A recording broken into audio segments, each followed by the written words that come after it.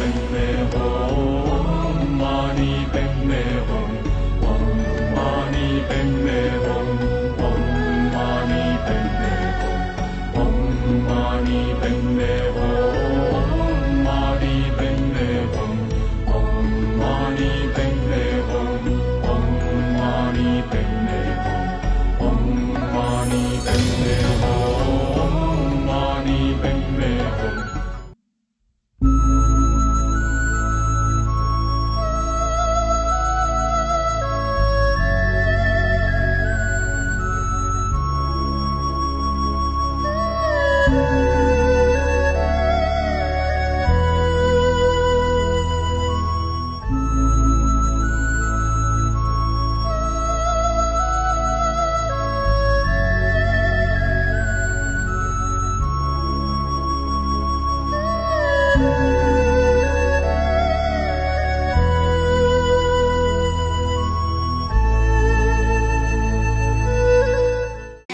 तस्सा भगवतो अरहतो सम्मा संबुद्धस्सा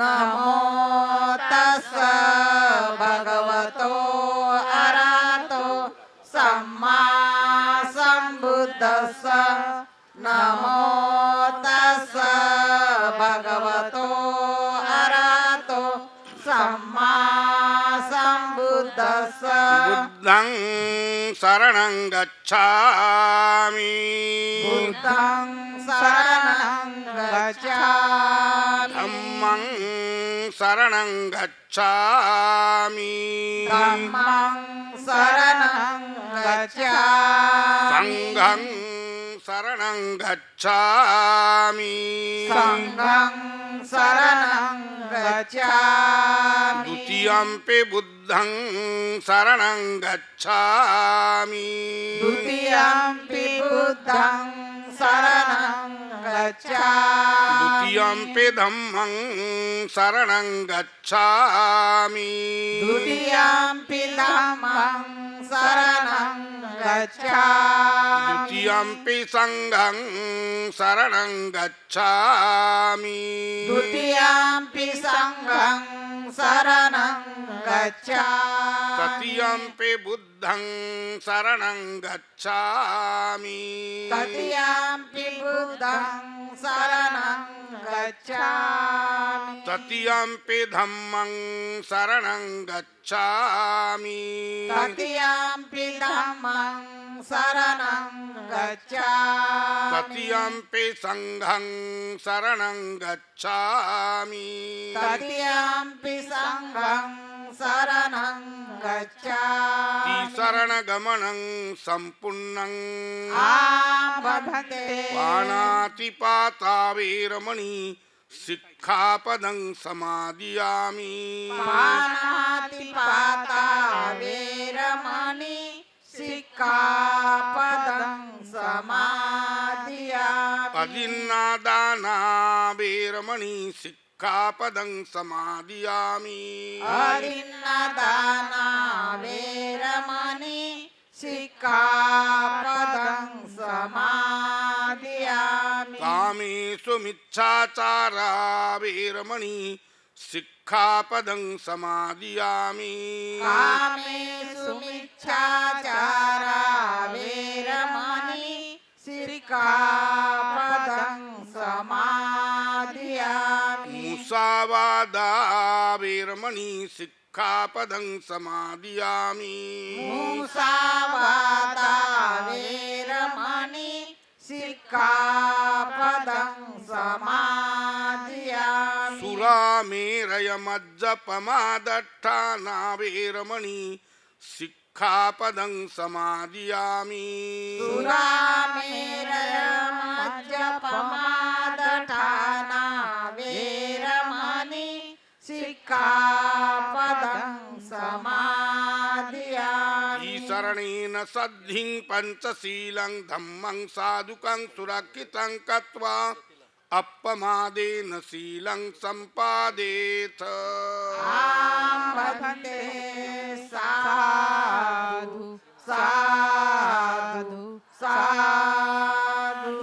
बदंत उचंदावारा म्यांमार इनका अनुवाद पूज्य बदंत वनासा में जी करेंगे।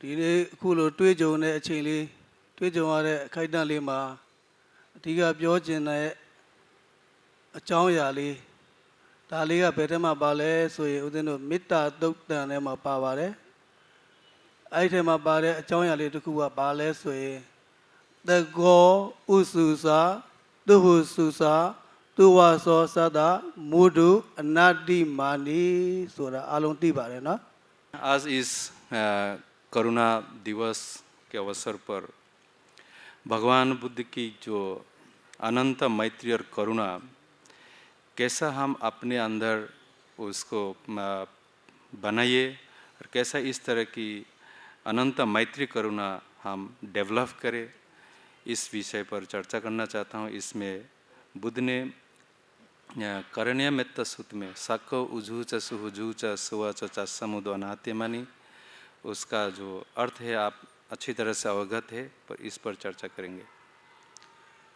अरे जाऊँ यार ये ऐसा बैठे माँ उधर योजना का टुकुजे अटे बेली रे आ जाओ तीठे माँ पावैया दले सुरे अच्छा ले ली टुकुजे उधर शिम्जा बेदवाबा में अधिका नबाटिका तक्को सुरे बहु तक्का सुरागा उधर म्यांमार सुरे स्वान नहीं जिन लो देवे या बारे स्वान नहीं ने सुरे नियमा बारियो स्वाया माले बलूनिया मा स्वाया माले सुरे अच्छे स्वाया में सुरे नियादी काउने नियमा काउनारी प्यूलो फुटवे आबा दिला साउंटेंजे ताना दियारी बेगान लुरांजे भावना दियारी बामे आठो चें सुरे काउन यदे नियारी मा स्वामबो लोबारे अरी लो नियारी मा स्वामा दाले अरी बगोदी तक्कालो खोलो या बारे। तो महत्वपूर्ण ये बात है कि जिस मैत्री की आवश्यकता है और मैत्री के बिना दुनिया कभी सुखी नहीं हो सकते हैं। हर एक व्यक्ति को सुख शांति जीना चाहते हैं पर सुख शांति को बनाने के लिए हर एक व्यक्ति सुखी होने की आवश्यकता है। इसलिए बुद्धवाणी पर यह कहते हैं कि सक्क यानी व्यक्ति को सज्जन होना चाहिए, उसको अपनी संतान के लिए अच्छा होना चाहिए, अपनी पत्नी के लिए अपने पति के लिए अच्छा होना चाहिए, अपने रिश्तेदारों के लिए अच्छा होना चाहिए, अपने माँ बाप के लिए अच्छा होना चाहिए, अपने पड़ोसियों के लिए अच्छा होना चाहिए, समाज और देश के लिए अच्छा होना चाहिए, जिनके मन में मैत्री हो और करुणा हो।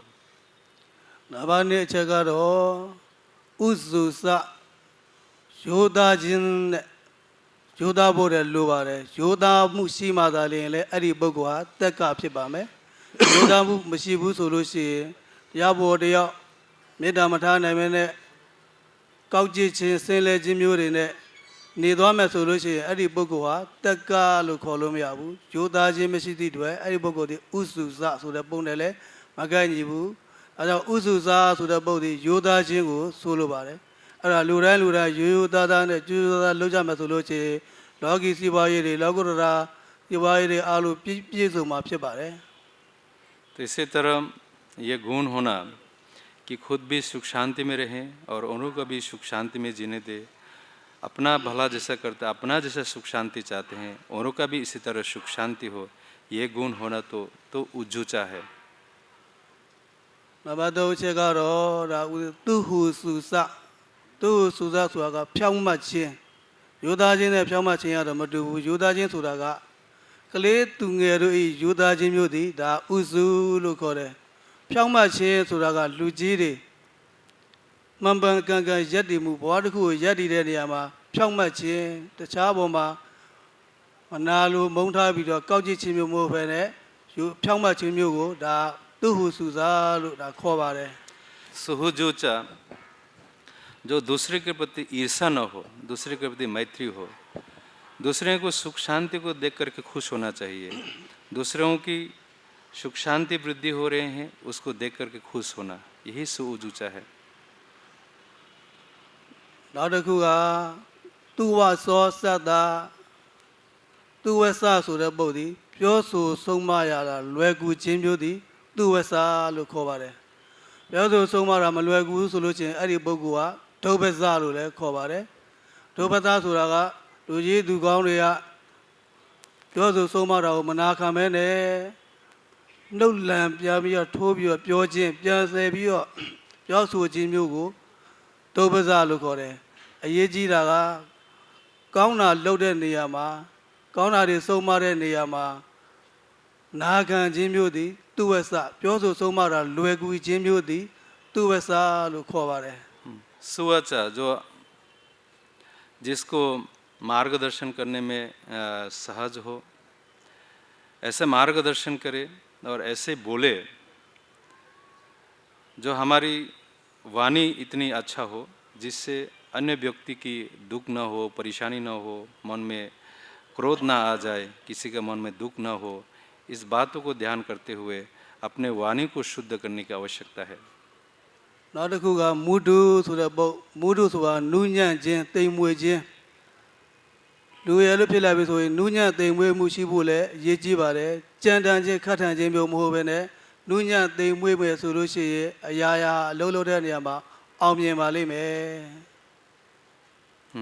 तो फिर दूसरे हैं कि विनम्र होना विनम्रता अगर रहें तो आप कोई भी काम करें काम में सफलता मिलेगी आप जैसे प्रसन्न रहती है विनम्र होती है वो भी आपके प्रति प्रसन्नता होती है तो एक मनुष्य का धर्म है कि विनम्र होना आवश्यकता है पूजनीय को पूजा करना सम्मानीय को सम्मान करना आदरणीय को आदरण करना जो अपने कमजोरों को मदद करना ये आवश्यकता है နောက်ဆုံးတစ်ချက်အရေးကြီးဆုံးအချက်လေးပေါ့ဘာလဲဆိုလို့ရှိရင်အနာတိမာနိမာနအတိမာနဆိုပြီးတော့နှစ်မျိုးရှိတဲ့အနေမှာအနာတိမာနိဆိုတဲ့ပုဒ်ဒီမာနရဲ့အတိမာနရဲ့မာနတွေမခတ်ထန်ကြနဲ့တယောက်နဲ့တယောက်ချစ်ချစ်ခင်ခင်နဲ့မေတ္တာထားပြီးတော့နေကြမယ်အဲ့ဒီတဲ့ပို့ဆိုပြီးတော့အတိမာနတဲ့ဆိုပြီးတော့မမြင်ကျင်လောက်အောင်ကိုမာနတွေတက်နေမယ်ဆိုလို့ရှိရင်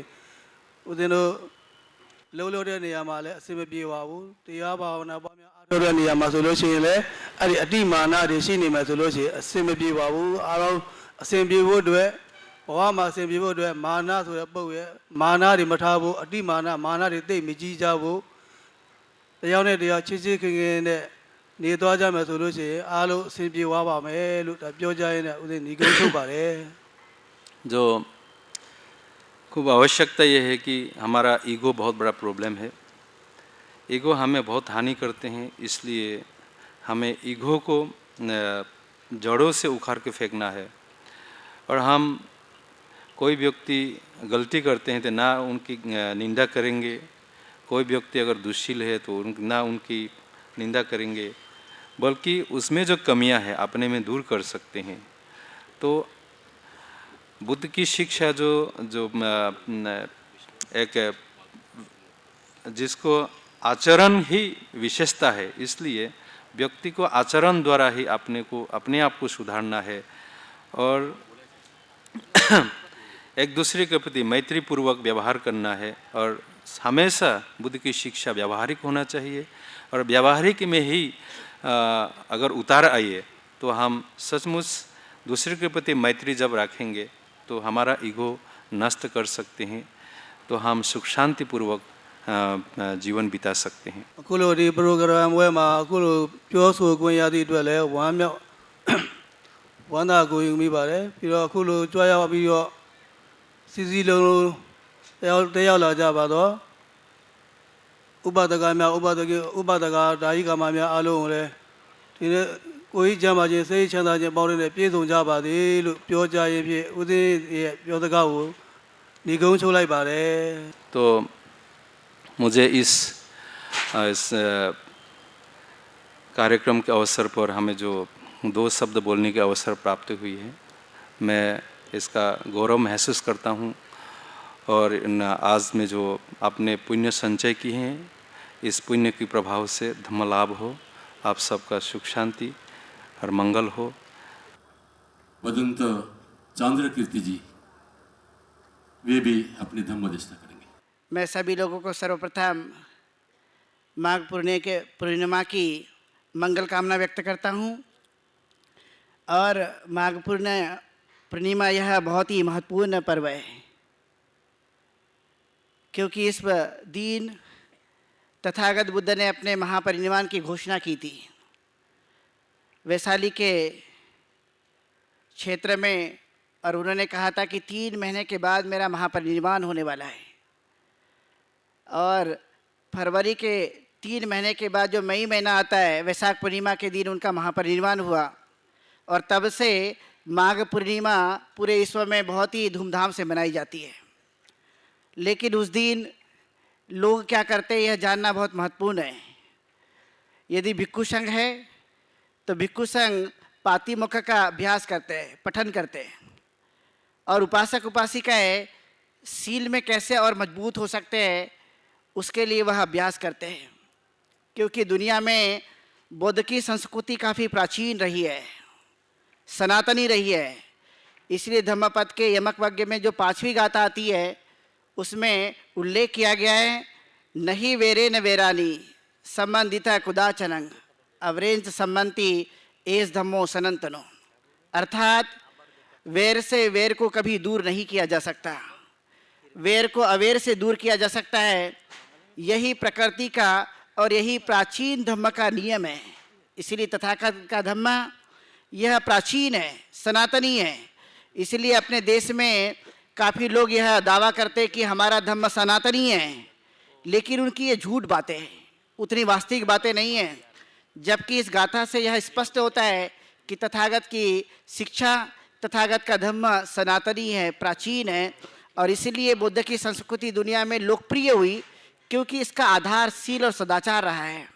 और इसीलिए बौद्ध धर्म के इस अनुयायी और ऐसे पर्व को मनाते हुए हम लोगों ने यह अभ्यास करने की तरफ जोर देने की ज़रूरत है। क्योंकि तथागत बुद्ध ने जो समाज की रचना की, वो समाज की रचना थी आदर्श समाज की संकल्पना।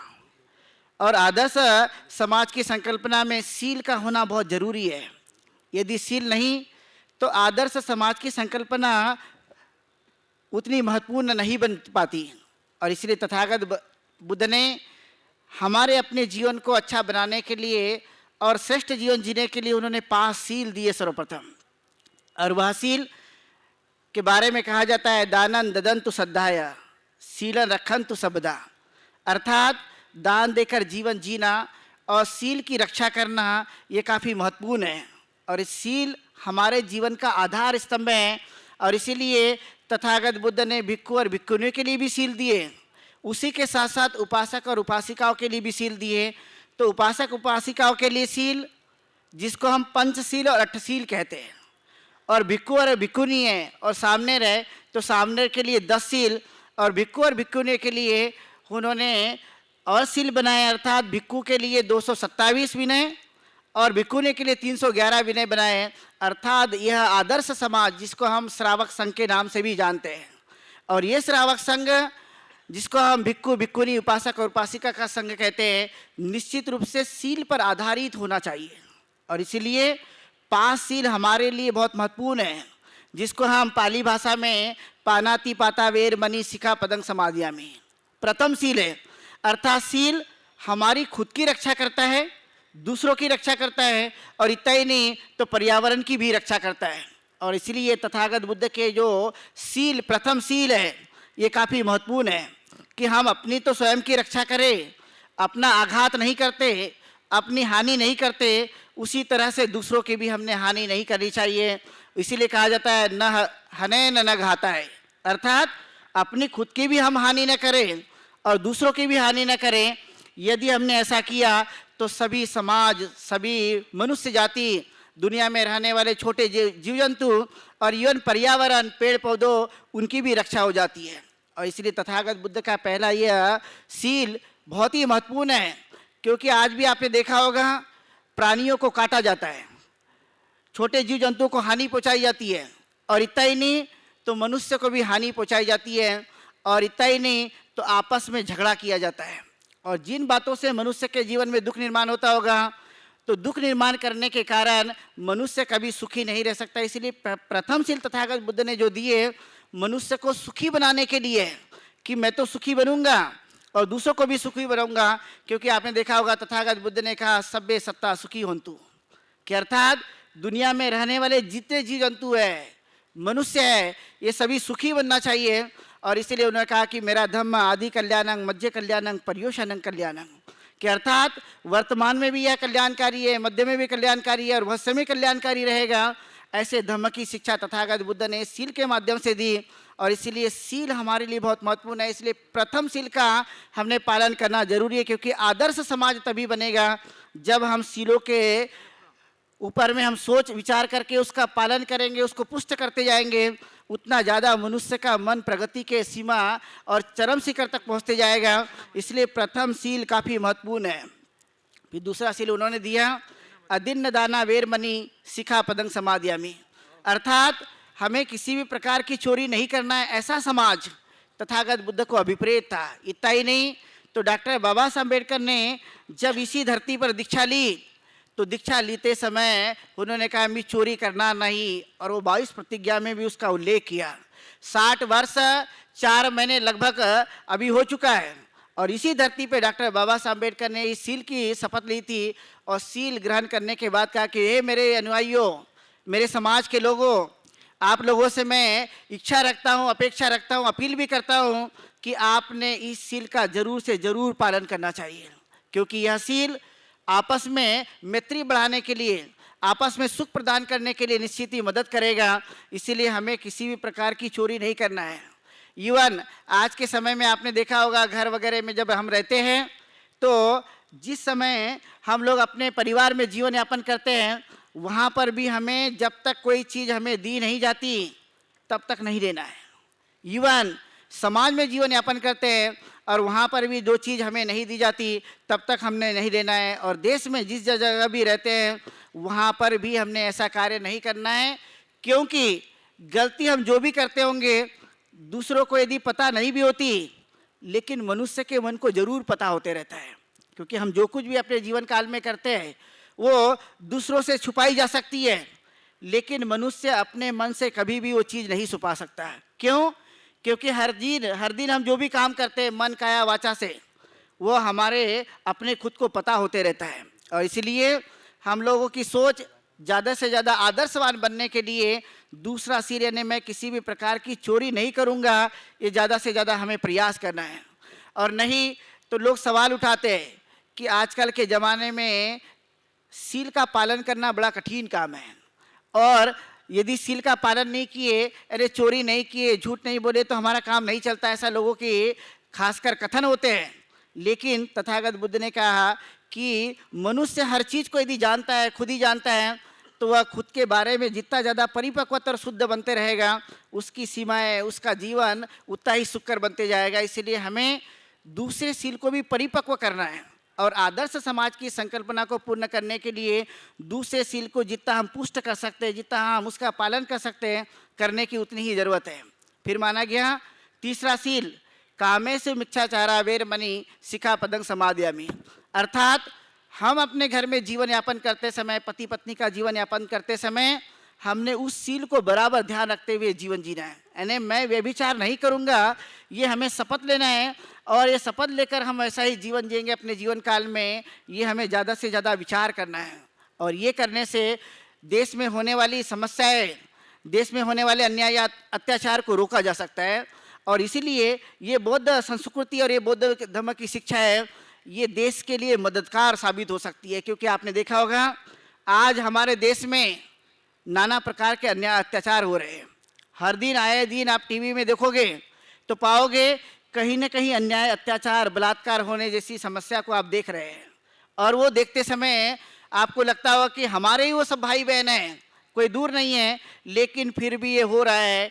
इसीलिए हमारे ये बौद्ध धर्म की ये शिक्षा है, यानी जिसको तीसरा सील कहते हैं, कहीं न कहीं ऐसे अपराध होने यानी बहुत भयंकर अन्याय अत्याचार को रोका जा सकता है इस सील के माध्यम से। इसीलिए इसका अभ्यास करना बहुत ज़रूरी है, जिससे आदर्श समाज की जो संकल्पना तथागत बुद्ध ने रखी थी इस सील के माध्यम से भी पूरी हो सकती है। फिर उन्होंने चौथा सील दिया मुसावादा वेरमणि शिखापदं समादयामि, अर्थात मैं किसी भी प्रकार का झूठ नहीं बोलूँगा, कठोर भाषा का उपयोग नहीं करूँगा और व्यर्थ की बड़बड़ भी नहीं करूँगा। क्योंकि आपने देखा होगा मनुष्य इवन झूठ बोलता है, व्यर्थ की बड़बड़ करता है, कठोर भाषा का उपयोग करता है, उस समय भी तथागत बुद्ध को ये दिखाई दिया होगा। और इसीलिए उन्होंने लोगों से कहा कि झूठ मत बोलो, कठोर भाषा का उपयोग मत करो, व्यर्थ की बड़बड़ भी मत करो, क्योंकि ये करने से समय तो जाएगा ही, लेकिन समस्या को भी जन्म देगा, दुख को भी जन्म देगा। इसीलिए हमने ये प्रयत्न करना है कि मैं झूठ नहीं बोलूँगा, कठोर भाषा का उपयोग नहीं करूँगा और व्यर्थ की बड़बड़ भी नहीं करूँगा। जितना ज़्यादा हो सके मनुष्य मृदुभाषी होना चाहिए। आपने देखा होगा शहद टेस्ट के लिए बड़ा मीठा होता है और दुनिया में सब लोग उसे पसंद करते हैं।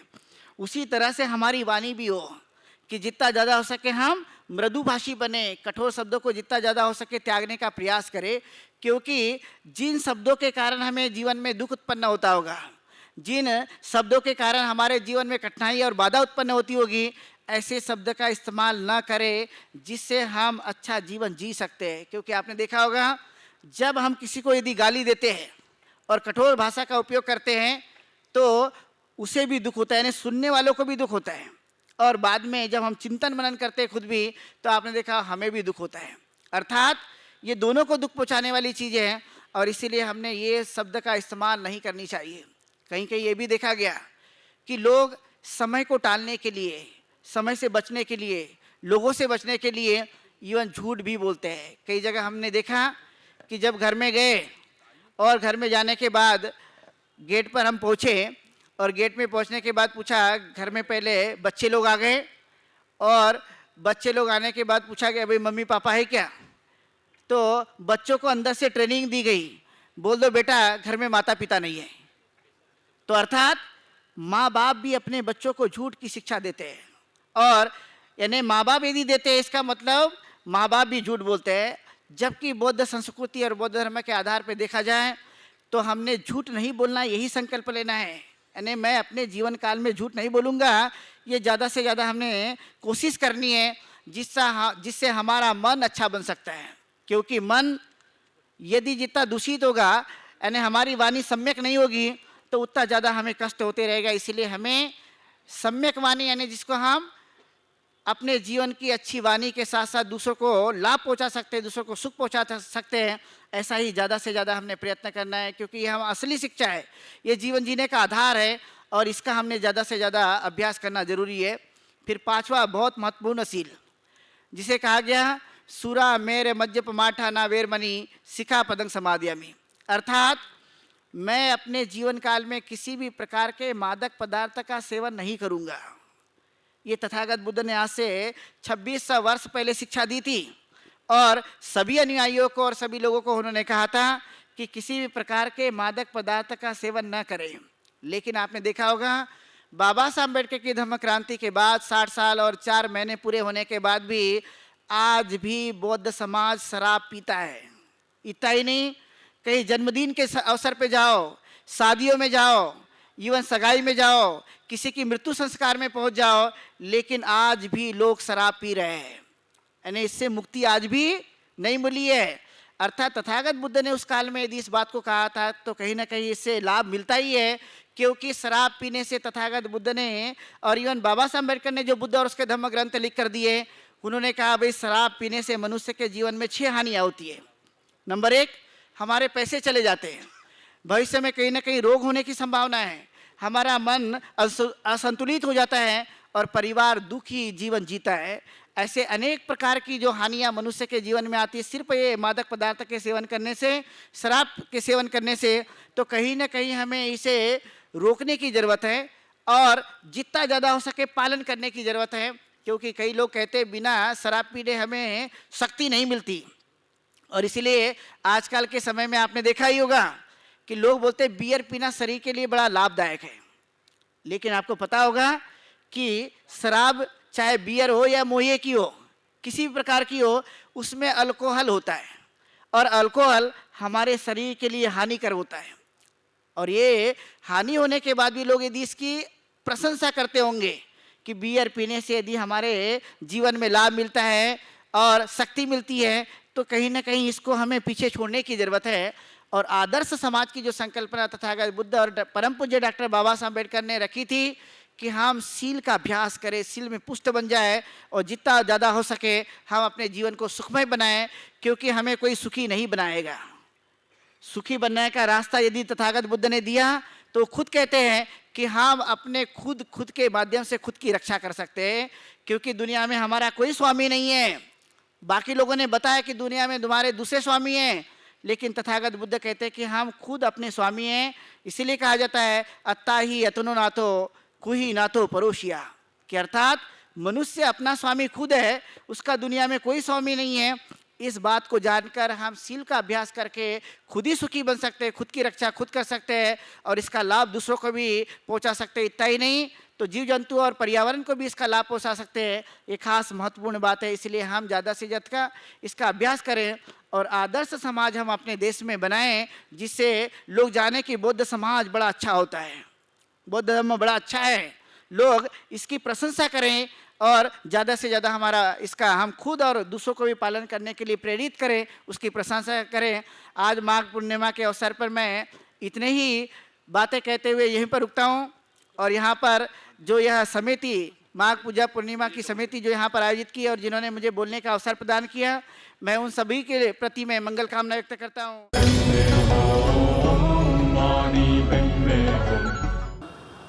उत्सवासाठी किंवा कार्यक्रमासाठी आपण एकत्रित आलेलो आहोत। ती माघ पूजा माघ महिन्यातल्या पौर्णिमेच्या दिवशी होणारी, त्याचं नेमकं महत्त्व आणि मर्म जर आपण लक्षात घेतलं नाही तर ते काही बरोबर ठरणार नाही। बुद्ध धर्मामध्ये जे काही फार महत्त्वाचे प्रसंग आहेत, या दिवशी मोठा समारंभ केला जातो, मोठ्या श्रद्धेनं त्या धर्माकडे लक्ष दिलं जातं, पालनासाठी प्रयत्न केले जातात। त्या 4 पौर्णिमा आहेत। पहिली पौर्णिमा बुद्ध पौर्णिमा, ज्याचं महत्त्व आपल्याला माहीत आहे। दुसरी पौर्णिमा आहे ती आषाढ पौर्णिमा। बुद्ध पौर्णिमेला प्रामुख्यानं बुद्ध जयंती म्हणून आपण साजरी करतो आणि आता युनोनं सुद्धा त्याला वेसाक दिन म्हणून मान्यता दिलेली आहे आणि जगभर त्याप्रमाणे तो मानला जातो। आषाढी पौर्णिमा ही तशी दुसरी महत्त्वाची पौर्णिमा यासाठी आहे की त्या दिवशी तथागत भगवान बुद्धांच्या मुखातून धम्म प्रगट झाला। त्यांनी जे संबोधी प्राप्त केली, दुःखमुक्ती प्राप्त केली, त्याचं ज्ञान त्यांनी जगाला सर्वप्रथम दिलं आणि त्यांच्या तोंडून धम्म प्रगट झाला, म्हणून त्या दिवसाला धम्म जयंती म्हणतात आणि धम्मचक्र प्रवर्तन दिन म्हणतात। धम्मचक्र प्रवर्तन बुद्धच करत असतात। संबोधी ज्यांना प्राप्त झालेली आहे, दुःखमुक्तीचं ज्ञान ज्यांना प्राप्त झालेलं आहे, ते जेव्हा आपलं ज्ञान लोकांपुढे प्रगट करतात तेव्हा त्याला धम्मचक्र प्रवर्तन म्हणतात। आपण कुठल्याही दिवसाला धम्मचक्र प्रवर्तन म्हणतो, जरा ती चूक आपण दुरुस्त केली पाहिजे। म्हणून धम्म जयंतीचा तो दिवस मानला जातो। तिसरा दिवस आहे संघ जयंती, जी प्रामुख्यानं आश्विन पौर्णिमेला मानली जाते। ज्या दिवशी तथागत भगवान बुद्धाने आपल्या 60 शिष्यांना तयार केल्यानंतर त्याला जी फार महत्त्वाची सूचना दिली, आदेश दिला असं म्हणतो, तो आहे बहुजनांच्या हितांचा, बहुजनांच्या सेवेचा आणि त्यासाठी सातत्यानं खपण्याचा। भिक्खू संघ स्थापन केला म्हणून तो दिवस आहे संघ दिवस, संघ जयंती। आणि त्या दिवशी भगवान बुद्धाने समस्त प्राणी मात्रावरती, मनुष्य मात्रावरती प्रचंड करुणा दाखवली आणि त्यांच्या सेवेसाठी स्वतःसह साऱ्या भिक्खू संघाला वाहून घेतलं, म्हणून तो दिवस वास्तविक पाहता महाकरुणा दिन आहे, संघ दिन आहे। काय सांगितलं बुद्धाने? चरत भिक्खवे चारिकम बहुजनिताय बहुजन सुखाय आत्ताय हिताय देव मनुष्याना, की हे भिक्षूंनो, सर्व बहुजनांच्या हितासाठी, बहुजनांच्या सुखासाठी सर्वत्र भ्रमण करा, स्वतःच्या आणि देव मनुष्याच्या सुखासाठी सुद्धा सर्वत्र भ्रमण करा। ही महाकरुणा आहे। आता तेवढं विस्तारपूर्वक सांगायला माझा वेळ नाही, आपला जो वेळ फार कमी आहे, परंतु हा विषय मुळातच बारकाईनं समजावून घेणं अत्यंत आवश्यक आहे की करुणा कशी जागते, करुणा कशी निर्माण होते, बुद्धाच्या जीवनात ती कशी अवतरली आणि त्यांनी ती कृतीप्रवण कशी केली, हे समजणं फार गरजेचं आहे। पण त्यासाठी दीर्घ प्रवचनाची आवश्यकता आहे, अशा छोट्या वेळामध्ये ते घेऊ शकत नाही। म्हणून तिसरा महत्त्वाचा दिवस आहे संघ दिन, संघ पौर्णिमा, जो खऱ्या अर्थानं महाकरुणा दिन आहे। कारण बुद्धानं सर्व प्राणीमात्रावरती प्रचंड करुणेचा वर्षाव केला आणि त्या त्यांच्या सेवेसाठी स्वतःला वाहून घेतलं आणि सर्व आपल्या अनुयायांना तेच करायला सांगितलं. चौथा महत्त्वाचा दिवस आहे तो हा माघ पौर्णिमेचा. हा जरा गंभीर दिवस आहे आणि त्या दृष्टीनं अतिशय महत्त्वाचा दिवस आहे. त्याला फक्त माघ पूजा एवढंच म्हणतात, बाकी काही बोलत नाहीत. कारण असं आहे, जसं अगोदर चंद्रकीर्तीने आपल्याला सांगितलं की तथागत भगवान बुद्धाने त्या दिवशी जाहीर केलं की 3 महिन्यानंतर तथागतांचं परिनिर्वाण होईल. हा थोडासा मुद्दा स्पष्ट करणं फार गरजेचं आहे. दीघनिकायाच्या महापरिनिर्वाण सूक्तामध्ये ही माहिती आलेली आहे आणि वैशालीमध्ये चापाल चैत्यामध्ये असताना तथागत भगवान बुद्धाने आनंदाला सांगितलं की हे आनंद, ज्याला 4 इद्धिपात साध्य झालेले आहेत, म्हणजे ज्याला रुद्धी सिद्धी शक्ती अशा ज्या 4 आहेत, ज्या बुद्धाला प्राप्त होत्या आणि अर्थांना प्राप्त होतात, अशी ज्याला प्राप्त झालेली आहे, त्या शक्तीचा वापर करून ते आपलं आयुर्मान जीवन एक कल्पापर्यंत लांबवू शकतात किंवा कल्पाच्या उरलेल्या काळापर्यंत लांबवू शकतात. 3 वेळा बुद्धाने ही गोष्ट आनंदाला सांगितली. आनंदानं ऐकली नम्रपणे, काही प्रतिक्रिया दिली नाही आणि ते संपल्यावरती बुद्ध म्हणाले की आनंद, जे उचित वाचेल आता ते आपण करू. आनंद बाहेर फिरायला निघून गेला. आल्यानंतर आनंदाला म्हणाले की हे आनंद, चला आपण आता कुटागार शाळेत जाऊ. महावनाच्या कुटागार शाळेमध्ये ते गेले आणि तिथे मग भगवंताने आनंदाला सांगितलं की हे आनंद, माझ्याकडे मार आला होता. त्यानं मला विनंती केली की भगवान, तुम्ही परिनिर्वाणाला जा, तुमच्या परिनिर्वाणाची वेळ आता आलेली आहे. तुम्ही पूर्वी मला म्हणाला होता की माझे भिक्षू भिक्षुणी उपासक उपासिका हे सर्व श्रावक धर्मधर झाले पाहिजेत, त्यामध्ये प्रवीण झाले पाहिजेत, धर्म उपदेश करण्यामध्ये पारंगत झाले पाहिजेत. आता तुमचा सारा हा अनुयायी वर्ग तशा प्रकारे पारंगत झालेला आहे. भगवान, तुमची आता महापरिनिर्वाण जाण्याची वेळ आलेली आहे. तेव्हा मी त्या माराला म्हटलं की हे मार, आता तू निश्चिंत राहा. भगवान तथागत बुद्ध हे 3 महिन्यानंतर परिनिर्वाणास जातील आणि तेव्हा आनंद, मी माझे आयुसंस्कार, ती शक्ती ज्यामुळे मी दीर्घकाळ जगू शकत होतो, त्याचा त्याग केला.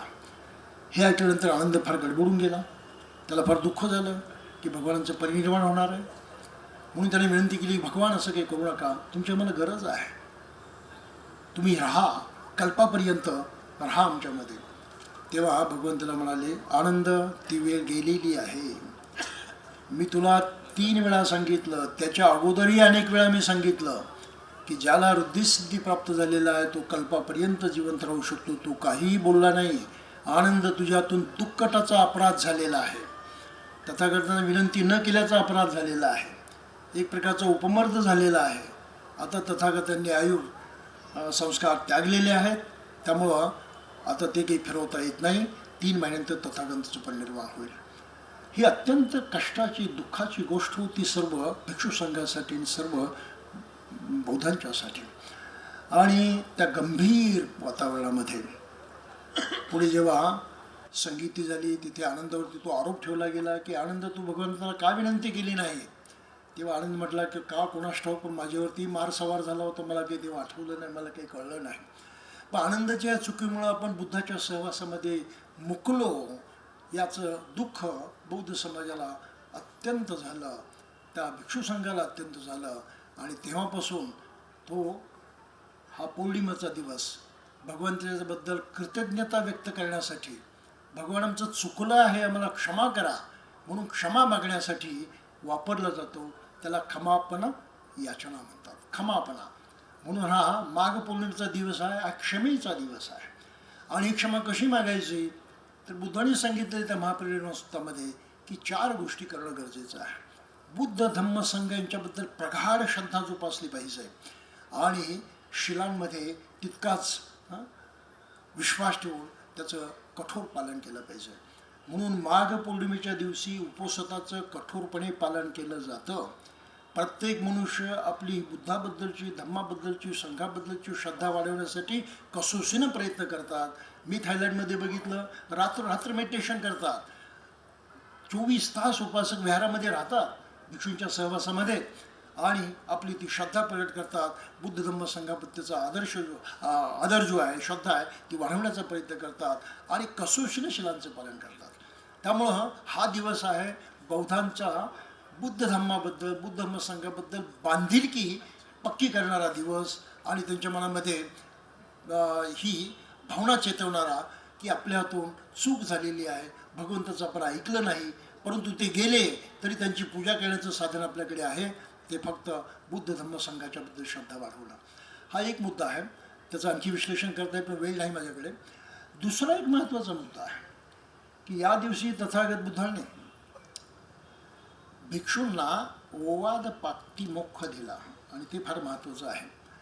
जरा वेळेच्यामुळं मलाही थोडंसं बंधन वाटतं आहे, टेन्शन आल्यासारखं वाटतं आहे. आय एम सॉरी टू से दिस, परंतु हे कळल्याशिवाय आपलं पुढचं पाऊल पडणार नाही. तर एवढा मोठा पण समारंभ करतो आहे आणि त्याचं नेमकं मर्मच आपल्याला माहीत नाही, त्यामुळे मोठी पंचायत होऊन बसेल ना.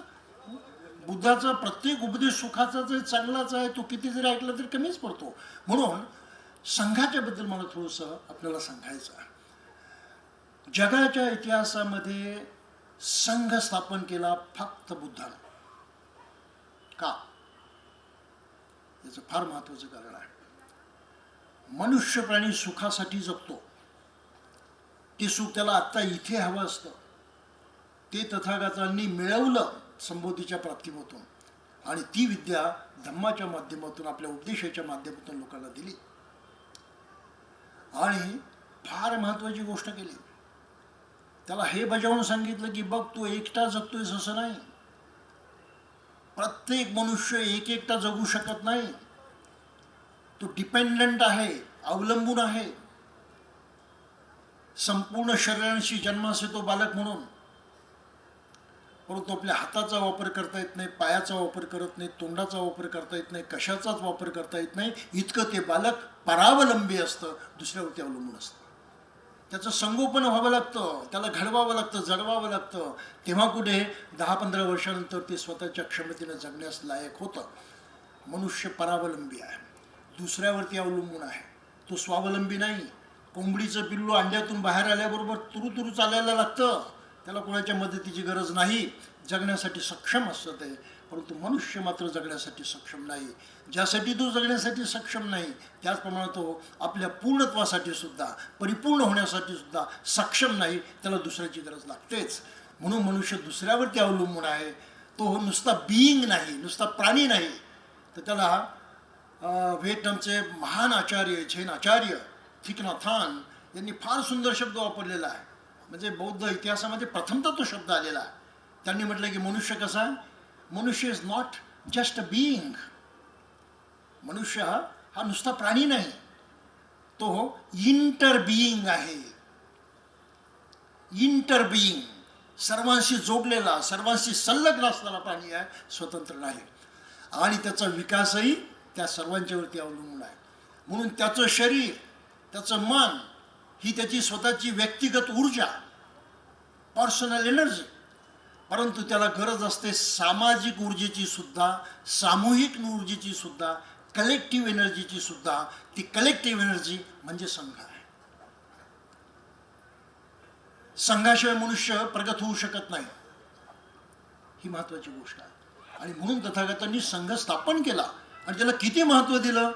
जितकं बुद्धाचं महत्त्व, जितकं धम्माचं महत्त्व, तेवढा संघ महत्त्वाचा आहे. संघं शरणं गच्छामि केल्याशिवाय कोणाला त्या जीवनाचा अंगीकार करता येत नाही.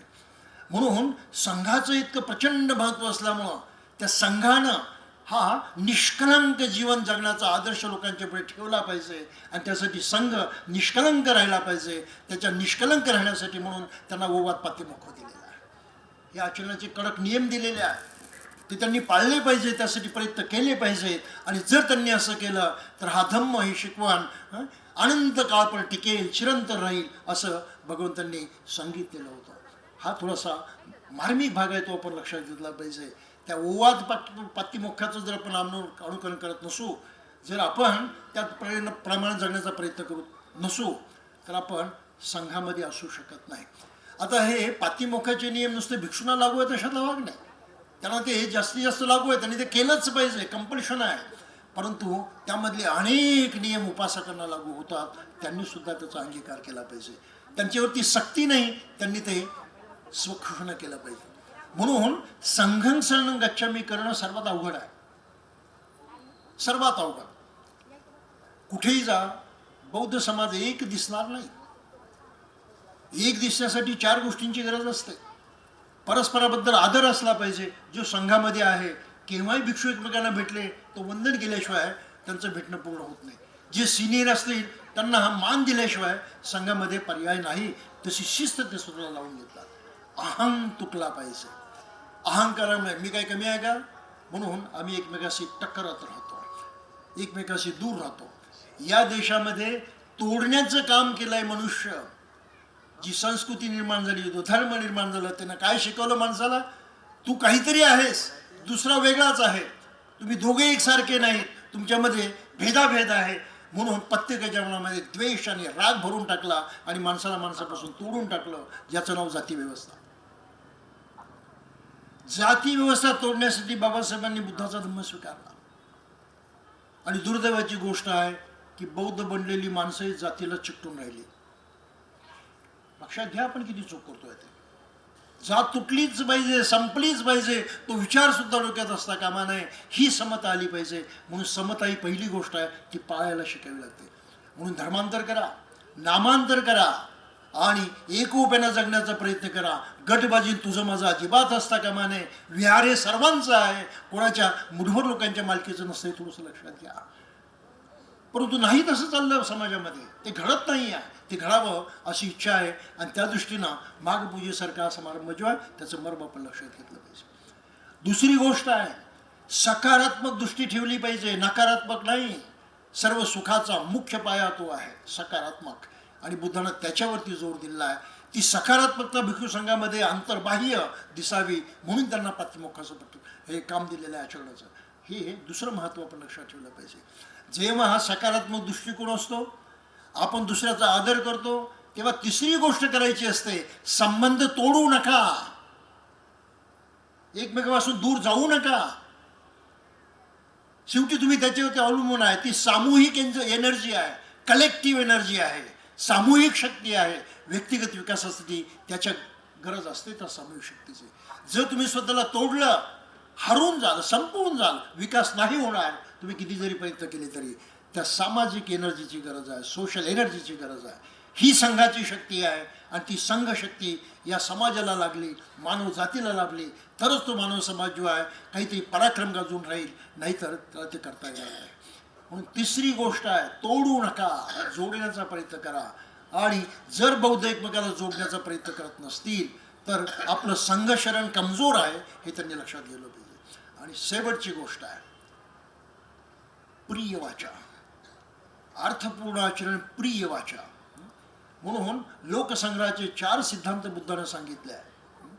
दानंच धम्मच आहे, पिय आहे, दानंच पिय वाचा, अर्थचर्याच समानता. दान केलं पाहिजे, दुसऱ्याच्या कामी पडलं पाहिजे, प्रिय वाचा वापरली पाहिजे, समतेचा वापर केला पाहिजे, अर्थपूर्ण व्यवहार केले पाहिजे. ह्या 4 गोष्टींचा आदर्श म्हणजे संघ. आणि बाबासाहेबांनी आपल्या ग्रंथामध्ये लिहिलेला आहे, संघ म्हणजे भगवंताने शिकवलेल्या धम्माचं अचूक आचरण करणाऱ्या आदर्श समाजाचा नमुना. बुद्धाने त्यांचा धम्म खंड 5 त्यातलं प्रकरण 2 आदर्श समाजाचा नमुना.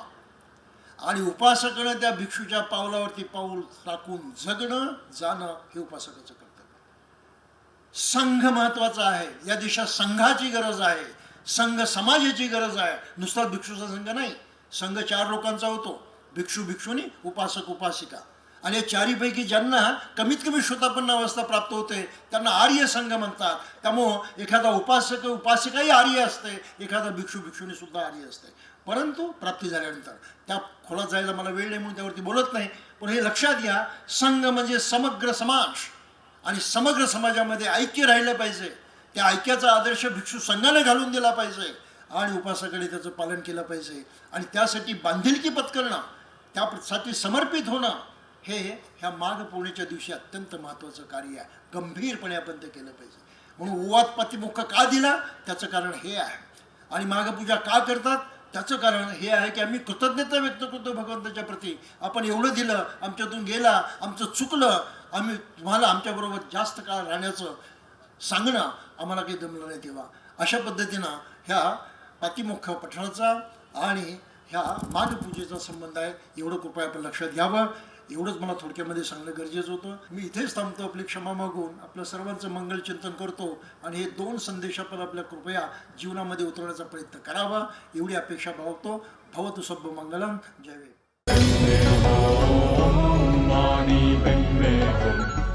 वैशालीच्या चापाल चैत्यामध्ये भगवान गौतम बुद्धाचा मुक्काम असताना भगवान बुद्धाने तेथेच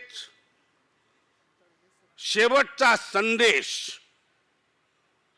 त्याला शेवटचा संदेशच म्हणावा लागेल तसा तर भगवान गौतम बुद्धाने जीवनभर 45 वर्षपर्यंत भिक्षू संघाला आणि समाजाला उपदेश देऊन त्यांना एक नवीन दिशा दाखवली. जगण्याची, सुखपूर्वक राहण्याची, परस्परातील संबंध कसे असावेत याची सर्वतोपरीनं 45 वर्षपर्यंत उपदेश करीत राहिले. पण तो हा क्षण म्हणजे अति महत्त्वाचा क्षण होता. चापाल चैत्यामध्ये आल्यानंतर भगवान गौतम बुद्धाने विशेष रूपाने भिक्षू संघाला आणि तिथे जमलेल्या लोकांना उपदेश केला. विशेषतः भिक्षू संघ 1250 भिक्षूंचा एक विशाल अशा प्रकारचा संघ होता. 1250 भिक्षूंच्या पुढं भिक्षू संघासमवेत त्यांनी प्रातिमोक्ष पाठ केलेला होता. प्रातिमोक्ष म्हणजे एक प्रकारे भिक्षू संघाकरता बनवलेली आणि समाजाकरता बनवलेली निर्माण केलेलं एक संविधान म्हटलं तर काही चुकीचं होणार नाही. आणि हे संविधान जगामधील जे काही संविधान असतील त्यामधलं पहिलं संविधान, लेखी संविधान समाजाकरता दिलेलं हे भगवान गौतम बुद्धांनी दिलेलं संविधान आहे विनयाच्या रूपाने. त्यालाच आपण विनय म्हणतो.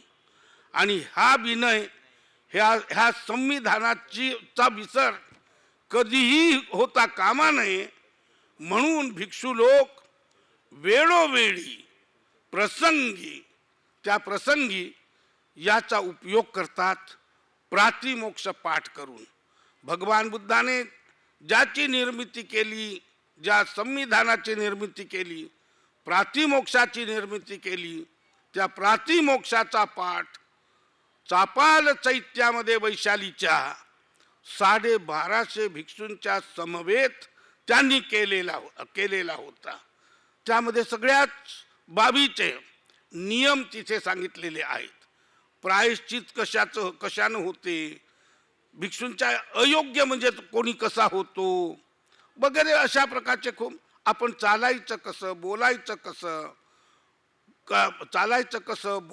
कसं, कसा व्यवहार करायचा, अशा प्रकारच्या सर्व बाबी त्यामध्ये लिहिलेल्या आहेत. भंतेजीने मगाशी म्हटलेलंही आहे.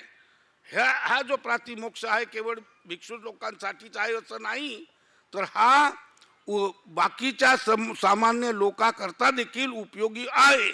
बरोबर आहे. बौद्ध देशामध्ये ज्या 75 सेखिया आहेत, 75 सेखियामध्ये म्हणजे शिकवणी ज्या आहेत त्या लहान मुलापासून म्हणजे त्यांची शिकवण दिलं जाते. चालायचं कसं, बोलायचं कसं, जेवायचं कसं. तर प्रातिमोक्ष 1250 भिक्षूंच्या सोबत या ठिकाणी याच पौर्णिमेला म्हणजे वैशालीच्या चापाल चैत्यामध्ये याच पौर्णिमेला माघ पौर्णिमेला केलेला होता. आणि याच पौर्णिमेला आपल्या महापरिनिर्वाणाची सुद्धा घोषणा केलेली होती की तथागत 3 महिन्यानंतर आजपासून 3 महिन्यानंतर महापरिनिर्वाण स्वीकार करतील. बनतेजींनी आतापर्यंत विमल कीर्तीजींनी यांचा सुंदर तऱ्हेनं खुलासा केलेला आहे. वैशाख पौर्णिमेला 3 घटना भगवान गौतम बुद्धाच्या जीवनामधून मध्ये घडून आलेल्या आहेत. त्यांच्या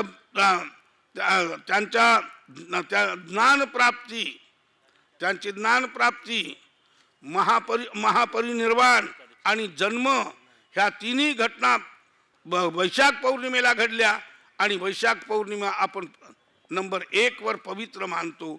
दुसरी पौर्णिमा सांगितलेलीच आहे भंतेजींनी, आषाढ पौर्णिमा. याच पौर्णिमेला भगवान गौतम बुद्धाने पहिला उपदेश, जे ज्ञान प्राप्त आणि जगामधला तो महापुरुष, पहिला व्यक्ती की कोणचं ज्ञान, कोणी जर ज्ञान प्राप्त म्हणतो, ते ज्ञान काय असते, कसं प्राप्त केलं जातं, कोणतं ज्ञान प्राप्त केलं, हे समाजाला, लोकांना सांगण्याचा प्रयत्न करणारा सांगितलेलं म्हणजे भगवान गौतम बुद्ध पहिले व्यक्ती होते. इतरांनी ढोबळमानाने म्हणतात हा ज्ञानी आहे, हा असा आहे, हा तसा आहे, पण ते कसं केलं, काय केलं याचा कोणीही म्हणजे उल्लेख करीत नाही. भगवान गौतम बुद्धाने धार्मिक दृष्टीनं बघितलं तर जे ज्ञान प्राप्त केलं, तर ते काय केलं, कसं केलं, हे सर्वप्रथम जगाला जर कदाचित सांगितलेलं असेल पौर्णिमेच्या गौतम बुद्धाने आषाढ पौर्णिमेच्या दिवशीच केलं. आषाढ पौर्णिमेच्या दिवशी त्यांनी गृहत्याग केलेला होता. आषाढ पौर्णिमाच होती जेव्हा भगवान गौतम बुद्धाच्या वेळी गर्भधारणा झालेली होती महामाया देवीला. अशा प्रकारे आषाढ पौर्णिमा ही अत्यंत महत्त्वाची पौर्णिमा आहे. संघाला वर्षावास करण्यासाठी आणि वर्षा काळामध्ये मोक्षपाठ करण्यासाठी जे सांगितलेलं आहे ते त्याच पौर्णिमेला. तर आणि दुसरा आश्विन पौर्णिमा ही देखील अशाच प्रकारे एक वर्षा काळ संपल्यानंतर, वर्षावासाचा काळ संपल्यानंतर जेव्हा वर्षावासातून भिक्षू मुक्त होतो आणि तेव्हा तो जो वर्षावास केलेला जातो त्यांचा सन्मान त्यावेळी केलेला जातो. आश्विन आणि चौथी ही जी पौर्णिमा आहे. अशा प्रकारे ह्या चार पौर्णिमेचं या पौर्णिमेला ओवाद प्रातिमोक्ष 1250 भिक्षू सोबत केलं आणि आपल्या निर्वाणाची घोषणा केली. आणि म्हणून ही पौर्णिमा संपूर्ण जगामध्ये, बौद्ध जगतामध्ये एक फार मोठ्या उत्साहाने, फार मोठ्या उत्सवपूर्वक मानली जाते. एखादा गृहस्थ जर कदाचित असेल, आपल्या मुलांना कडकडीनं सांगतो, बाबा हे नका करू, ते नका करू, ते नका करू. जीवनभर सांगितलेलं ते तो ध्यानही धरतही नाही, तो मनातही धरत नाही. पण एखाद्या वेळी शेवटपर्यंत अशा प्रकारे अंतिम काळ जर कदाचित आला आणि त्यावेळी सांगितलं तर बरोबर तो लक्षात घेतो. सिगालोवाद सुत्तामध्ये म्हटलेलं आहे दीघ निकायाच्या. त्या सिगालचे आई वडील खूप श्रद्धावान होते, बौद्ध धर्माला मानणारे, भगवान बुद्धाला मानणारे होते. नेहमी भगवान बुद्धाचा उपदेश ऐकायला जात आणि मुलाला सांगत, बाळा तू बी भगवान बुद्धाचा उपदेश ऐकायला जा. पण भगवान गौतम तो कधी म्हणजे जात नव्हता. शेवटीच म्हटला वडिलांनी, आता बेटा पुन्हा काही सांगायला तुला येणार नाही आहे, पण शेवटी एकच गोष्ट सांगून जातो, तू 6 दिशाची पूजा कर, 6 दिशाची पूजा कर. जीवनभर सांगितलेलं त्यांनी ऐकलं नाही, पण एवढे शब्द मात्र त्यांनी लक्षात ठेवले आणि 6 दिशाची पूजा करायला सुरुवात केली. अचानकपणे भगवान बुद्धाची गाठ पडली आणि भगवान बुद्धाने त्या 6 दिशा कोणत्या म्हणून त्यांना चांगल्या प्रकारे समजावून सांगितलं. आई वडील म्हणे पूर्व दिशा, आचार्यगण दक्षिण दिशा, पत्नी मुलं बाळ वगैरे ही पश्चिम दिशा, उत्तर दिशा मित्रमंडळी, खालची दिशा आपल्या हातातील कर्मचारी आणि वरची दिशा म्हणजे धर्मगुरू भिक्षू. वगैरे अशा प्रकारे सांगितलं. त्यांनी तो शेवटचा उपदेश जसा ऐकला तसाच भगवान गौतम बुद्धाचा हा उपदेश, एवढा सविस्तर उपदेश मग कुठेही भगवान बुद्धांनी केलेला नाही. समाजाने भिक्षूंनी योग्य रीतीनं अंगीकारला आणि समाजाने या पौर्णिमेला फार मोठं अशा प्रकारे महत्त्व दिलं. भगवान बुद्धापासून आज ही प्रथा अव्याहतपणे बौद्ध जगतामध्ये चालू आहे. पूज्य भदंत संगजी सेनाजी आपल्याला धम्मदेशना देतील. परम पूज्य सदानंद बांते जी, the president of All India Bhikkhu Sangh, and all the venerable Sangha members who have gathered on this stage, our upasak and upasikas. आज मुझे बहुत ही खुशी आनंद हो रहा है कि फिर से एक दफ़ा में हिमालय पर्वत से नागपुर में आने का मौका मिला, और वो भी आज का दिन, आज पूर्णिमा है. पूर्णिमा तो हम लोग भगवान बुद्ध के चेला लोगों के लिए बहुत ही महत्वपूर्ण है. पूर्णिमा के दिन भगवान बुद्ध का जन्म हुआ था. पूर्णमी के दिन भगवान बुद्ध को ज्ञान प्राप्त हुआ था. पूर्णमी के दिन उन्होंने प्रथम धर्मोपदेश धम्मचक्कपवत्तन सूत्र दिए थे, और पूर्णमी के दिन भगवान बुद्ध ने अपने शरीर को त्याग करके महापरिनिर्वाण प्राप्त किया था. आज का दिन सचमुच में एक क्या बोलते पवित्र ऑस्पिशियस स्पेशल डे है, क्योंकि ये पूर्णिमा है. और उस पूर्णिमा के दिन में इतने भिक्षु संघ लोग बनते लोग यहाँ इकट्ठे हुआ पूजा करने के लिए, धर्मादेशना करने के लिए, और उपवासता के दिन में, वो भी इस हिस्टोरिक प्लेस में, दीक्षा भूमि में, जहाँ बाबा साहेब आम्बेडकर ने धम्मचक्र का जो व्हील स्टॉप हो गया था, फिर यहाँ से धम्मचक्र को बाबा साहेब ने चलाया, शुरू किया है फिर से भारत में, जो बुद्धिज़्म का जन्मभूमि, भारत बुद्ध धर्म का जन्मभूमि है. और वहाँ ख़त्म हो गया था वो दीक्षा भूमि में. फिर बाबा साहेब ने इस पवित्र स्थान पे शुरू किया था. बहुत ही खुशी हुआ, बहुत ही आनंद हुआ.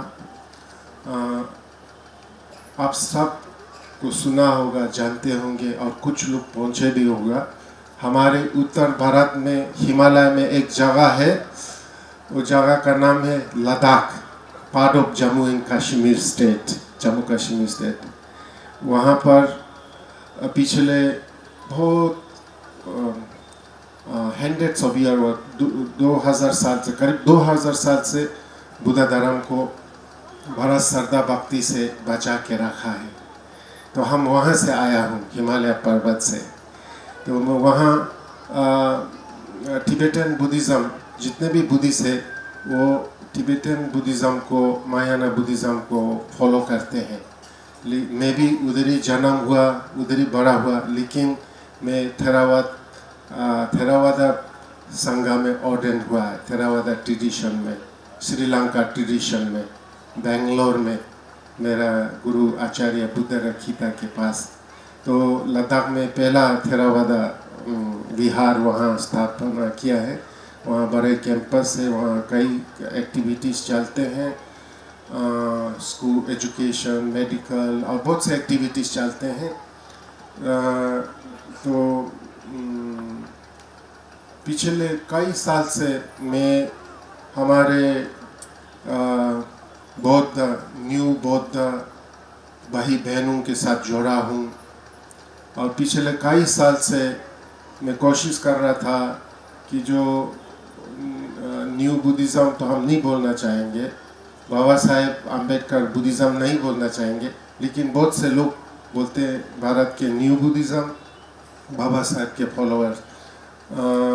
तो मेरा ये प्रार्थना रहा, इच्छा रहा, कोशिश रहा कि जो बाबा साहेब ने रिवाइवल ऑफ बुद्धिज़्म यहाँ से शुरू किया था, और आज आज उसके बाबा साहब की कृपा से, करुणा से, उनके मेहनत से लाखों लोग बुद्ध धर्म में आ गया है और भी आ रहा है।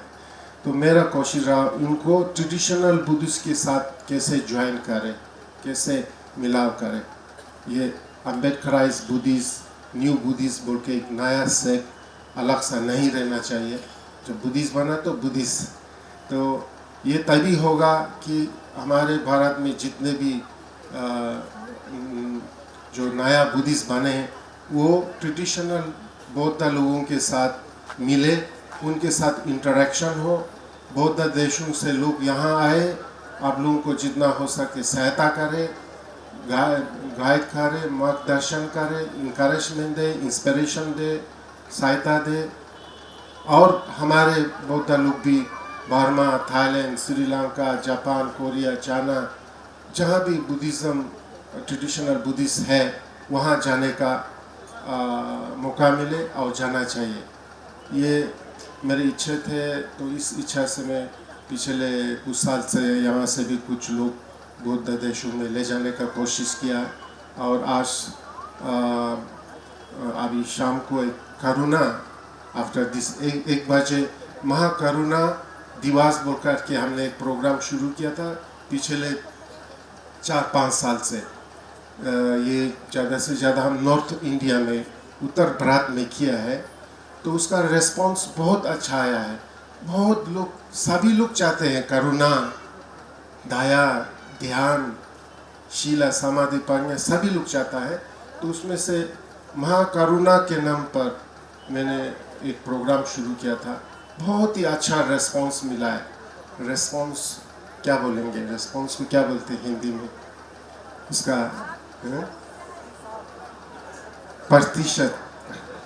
प्रतिशत मिले हैं, रिस्पांस मिले, यानी लोगों ने उसको बहुत पसंद किया, बहुत अच्छा लगा। कहा कि ये तो महाकरुणा तो भगवान बुद्ध के मूल धर्म है।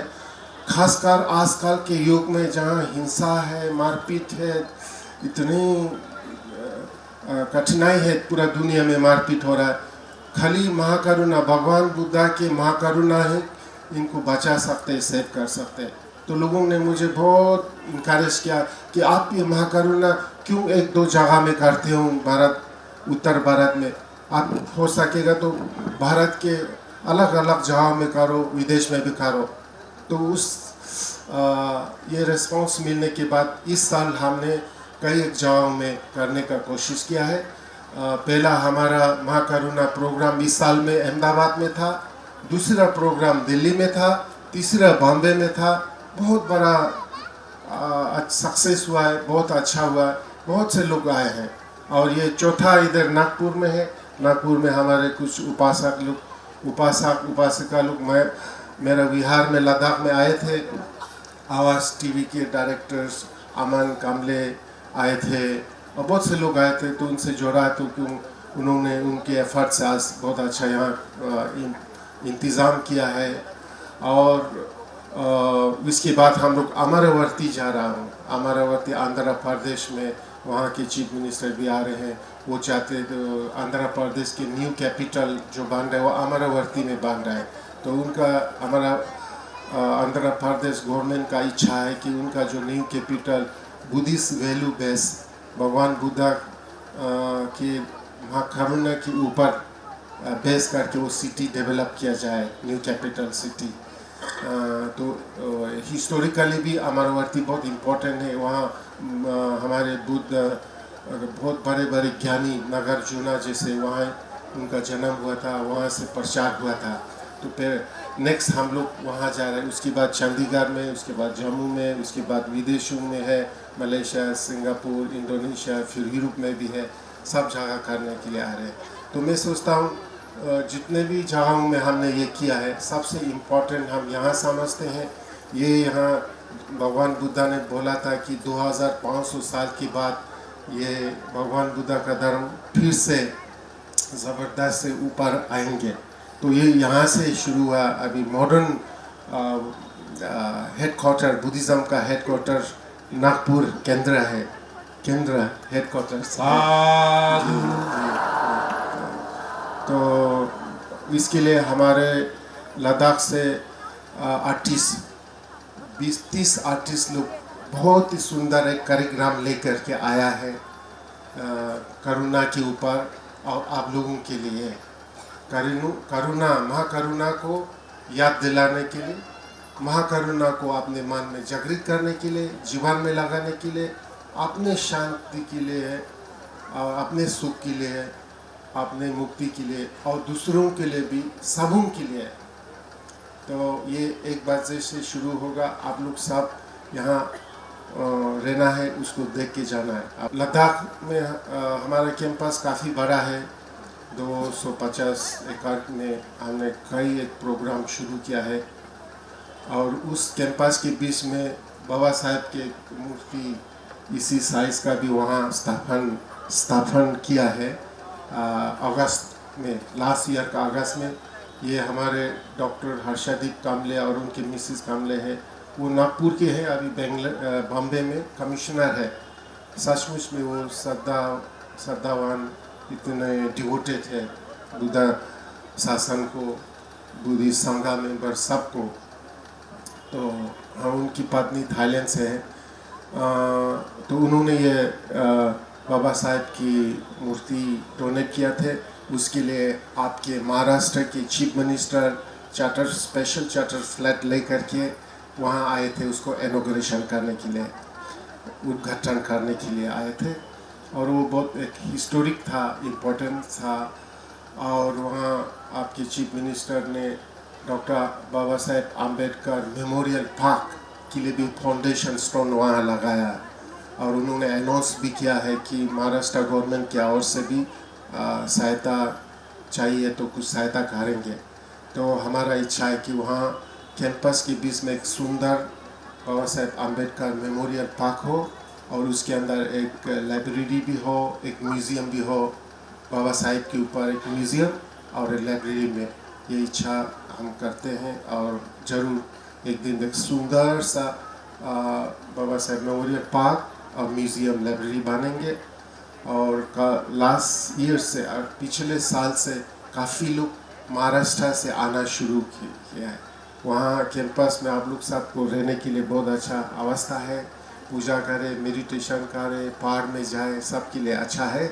तो हम चाहेंगे यहाँ से हर साल ज़्यादा से ज़्यादा लोग लद्दाख में आइए, हिमालय में आए और ट्रेडिशनल बुद्धिस्ट कैसे है, पिछले 2000 साल से हमने कैसे बचा के रखा उसको भी देखिए। और जो हमारे कैंपस में हमने कई कार्यक्रम शुरू किया है वो समथिंग स्पेशल है। ऐसा ही इंग्लिश में उसको इंगेज बुद्धिस्ट बोलते हैं, socially engage Buddhist. Socially engage Buddhist बोला तो समाज में जाकर समाज के लोगों के लिए खाली धर्मादेशना नहीं, खाली पूजा नहीं, बल्कि क्या बच्चों के लिए स्कूल खोलना, बीमारी लोगों के लिए हॉस्पिटल खोलना, बूढ़ा बूढ़ी लोगों के लिए घर नहीं, तकलीफ तो ओल्ड एज होम खोलना, इस तरह से चैरिटेबल एक्टिविटी, सर्विस, ये सब करना, सोशली इंगेज सोसाइटी के साथ मिल करके। बाबा साहेब वैसे ही चाहते थे। अगर बाबा साहेब होता है तो वो ज़रूर हमारे कैंपस को रोल मॉडल के हिसाब से वो बाबा साहेब करता होगा। बाबा साहेब ने ऐसे ही चाहते थे कि हम लोग खाली पाठ पूजा करके रहने से नहीं चलेगा, हमें सोसाइटी में जाना होगा, घर घर में जाना होगा, गली गली में जाना होगा, सबों के घर में जाके लोगों को भगवान बुद्धा बताए हुए मार्गदर्शन दिखाना करना होगा। ऐसे ही बाबा साहेब चाहते थे। तो वो एक रोल मॉडल भी हो सकता है। हम चाहेंगे ऐसा ही नागपुर में, बॉम्बे में, महाराष्ट्र के जगह जगह में बड़ा बड़ा कैंपस बने, उसमें सब कुछ हो, बच्चों के लिए स्कूल हो, बांते लोगों के लिए अच्छा विहार हो और बाकी उपासक लोगों के लिए भी रहने का अवस्था हो, वहाँ मेडिटेशन के लिए, धर्म सीखने के लिए कॉलेज हो, हाई स्कूल हो, हॉस्पिटल हो और चैरिटेबल एक्टिविटीज़ हो। ऐसे ही हर जगह बनेंगे तभी जाके कंप्लीट बुद्धिस्ट हो जाएगा। होल बुद्धिस्ट नहीं तो छोटा छोटा अंग रहेगा। हम चाहेंगे कंप्लीट बुद्धिज्म है और बुद्धिज्म में अपडेटेड बुद्धिस्ट आजकल का युग में कैसा है बुद्धिज्म चाहिए, उस लिहाज से बुद्धिज्म का जो धर्म तो हमेशा वो सही रहेगा। पुराना धर्म नया धर्म, पुराना सत्य नया सत्य बोल के नहीं है। प्रकाश वैसे ही है। पहले भी वही प्रकाश अंधेरा को हटाता है, अभी भी प्रकाश वही है, अंधेरा को हटाता है, उसका गुण वैसे ही है। लेकिन वो प्रेजेंटेशन ऑफ धम्म, आजकल हम लोग योग में रहते हैं, साइंटिफिक एज है ना, age of science, age of logic, age of reasoning, age of intellect, age of education. तो उस लेयर से, और आजकल समय भी कम थी लोगों के पास, तो उसको सोच करके थोड़ा सा बुद्धिज़्म को अपडेट, थोड़ा सा मॉडर्नाइज, थोड़ा सा रिविटलाइज, थोड़ा सा सिस्टमेटाइज, थोड़ा सा इंटरनेशनलाइज, ऐसा करना होगा। वो करने से देन सबको इससे फ़ायदा होगा। मैं ज़्यादा नहीं कहूँगा, बहुत ही खुशी हुआ अभी इतने बांते लोग यहाँ मुझे देखने को मिला है। मैं पिछले करीब 25-30 साल पहले मैं ट्रैवलिंग करता था इंडिया में, बहुत मुश्किल था, एक बांते देखने के लिए नहीं मिलता था, एक विहार देखने के लिए नहीं मिलता था, और एक